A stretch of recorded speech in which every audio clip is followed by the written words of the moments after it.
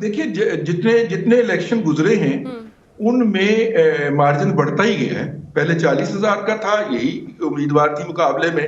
Last election के अंदर 60,000 का मार्जिन हो गया था। तो इसे बड़ा मुकाबला अगर कहने के ऊपर मुसर है तो ठीक है, आपकी मर्जी है। लेकिन देखिए मैं तो तैयारी करके बैठा था एक लेकिन रज़ी साहब जोरदार मुकाबला तो हो गई ना। IMF की मैं तो तैयारी करके बैठा था, आपने यहाँ पे जो है वो बल्ले की बात कर दी है।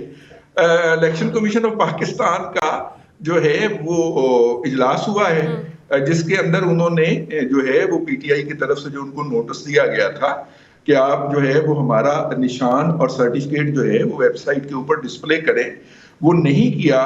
और उसके ऊपर PTI ने उनके खिलाफ पेशावर हाई कोर्ट में कंटेम्प्ट ऑफ कोर्ट मूव की है, जो कि अभी बता रहे हैं। मैं तो सुनने से पहले बैठने से पहले जो मैंने खबरें सुनी थी उनके अंदर तो ये नहीं था, लेकिन मसूद रजा साहब ने फरमाया कि जी वो पिटीशन वापस कर दी गई है।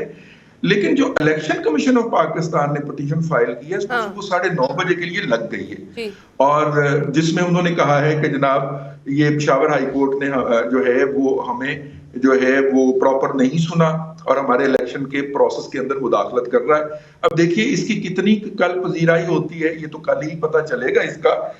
लेकिन एक बात जिसके ऊपर हमें मद्देनजर रखना चाहिए वो ये है कि जेल से मिलके मीर शेर अफजल खान मरवत साहब जो है वो निकलते हैं और वो एक बयान देते हैं कि हमें अदलिया के ऊपर एतमाद नहीं है, चीफ जस्टिस पे भी और इन जजेस के ऊपर भी।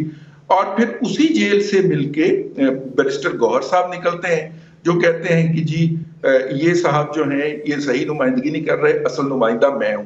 फिर दोनों मरकजी सेक्रेटेरिएट जाते हैं और इकट्ठे बैठ के प्रेस कॉन्फ्रेंस करते हैं, और उस प्रेस कॉन्फ्रेंस के अंदर भी मीर शेर अफजल साहब जो हैं, शेर अफजल मरवत साहब, वो फिर वही बात दोहराते हैं।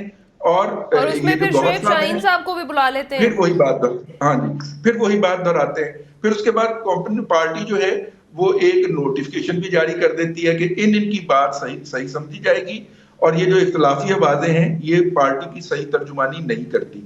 और फिर जब लोग जो हैं KP से एहतजाज करने के लिए पहुंचते हैं तो इंतजामिया खुद PTI की जो लीडरशिप है वो सेंट्रल सेक्रेटेरिएट को ताले लगा के तो गायब हो जाती है। लेकिन ये मैं फिर यही समझता हूं कि देखिए इस वक्त वो पार्टी एक बहरान के अंदर है, उनकी मरकजी क़यादत जो है वो सामने नहीं है। एक फिक्रा ले लीजिएगा, उनकी मरकजी क़यादत सामने नहीं है, क्लेमेंट बहुत ज्यादा आएंगे और उनको टिकटों की तकसीम के अंदर इस बहरान का सामना करना पड़ेगा, हर पार्टी को करना पड़ेगा। और करना पड़ रहा है, ये इलेक्शन का एक रवायती अंदाज होता है जो इन दिनों के अंदर उभर के सामने आता है। उसे हम अपना एक रूटीन की बात कहें या उसे एक एक्स्ट्रा ऑर्डिनरी कह के तो प्रोग्राम में मौजूद गुफ्तगू रख लें, लेकिन ये होता है। क़यादत का फुकदान जो है वो है इस सब की वजह।